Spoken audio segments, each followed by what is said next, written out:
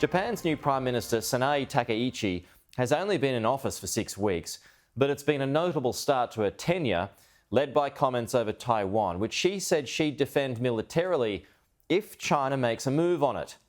It's mostly played well locally, but it's led to a strong reaction from China, where one Chinese diplomat reportedly threatened to, quote, cut off the leader's head.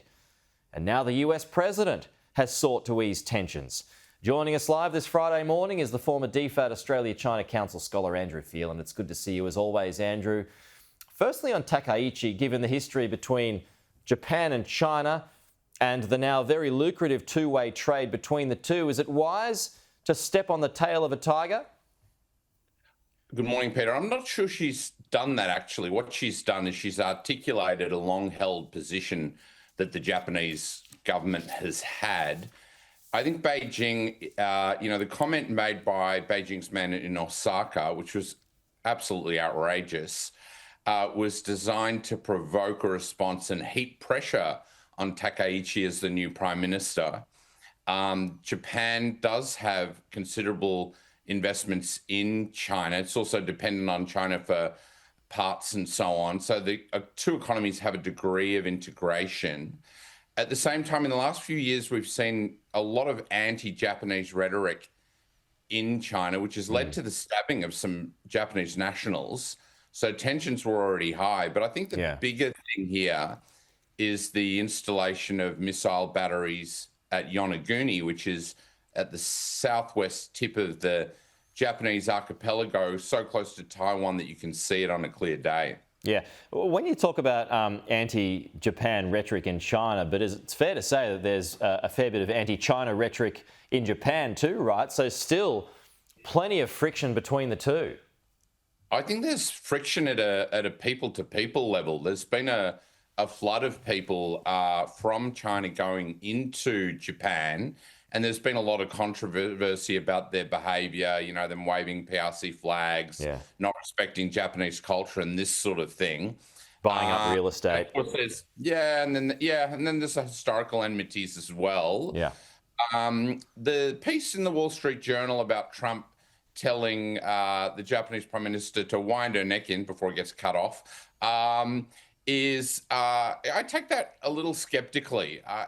Trump was with Takaichi on the deck of an aircraft carrier barely a couple of weeks ago. They looked very buddy-buddy. Japan is the United States' most important ally in the Indo-Pacific, and that's not going to change. But there's a school of thought that says, look, Trump wants to get a trade deal done. Yeah. China stopped buying American soybeans. They switched completely to Brazil and Argentina, and that's really hurt American farmers, and they're an important part of Trump's political base. So well, that's what I mean. Yeah, there was that call this week where Trump stepped in, told her to cool it after that chat with Xi Jinping, where Taiwan was discussed. But like you're saying, you believe that Trump and Takaichi, I mean, they got similar political stripes. He's just doing that for optics, perhaps. And also, Peter, the Japanese side disputes that. They rebut that claim that Trump told her to, cool her jets. So without an official transcript, it's, one can only speculate. Okay. Then we became somewhat involved this week, particularly on the issue of Taiwan, Andrew. China's number 3 man down here, speaking to Anthony Albanese, under quite a bit of secrecy, I might add too. But then a readout finds that we were told to respect China's core interests in Taiwan and the South China Sea. So what do you make of that? Yeah, well, the first I heard of Zhao Leji's visit was when I saw the motorcade in Brisbane. So that seemed to be kept under wraps. He is a Xi Jinping confidant, has been for a long period of time.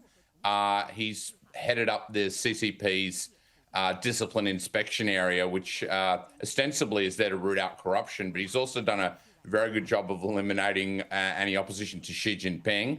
He's on the standing bureau of the Politburo Standing Committee, which is only 7 men. He came down here with a message. That message has been consistent from Beijing since Kissinger was negotiating a détente with Zhou Enlai, and it's remained consistent ever since. As far as Beijing concerned, Taiwan is unfinished business at the tail end of the Civil War, and they want to finish that off. So, Yeah. yeah. So what I mean, it has been a global topic of discussion involving 4 different leaders then this week: the US, China, Japan, and Australia. What's going on? Is there something going on in Taiwan that we might not be aware of? What have you found out?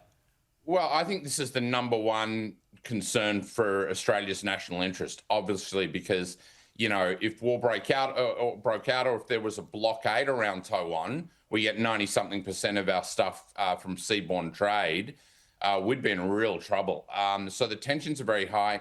China's accusing Japan of, reviving World War II militarism, which is just a ridiculous claim. At the same time, China's just released a propaganda video of the PLA rocket force, which we saw under its own banner on the parade on September 3.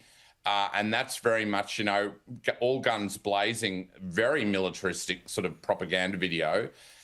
So, there's this race in terms of Taiwan, the United States, the Philippines, etc., to bolster its defences, its force posture, to boost the Taiwanese own military defences.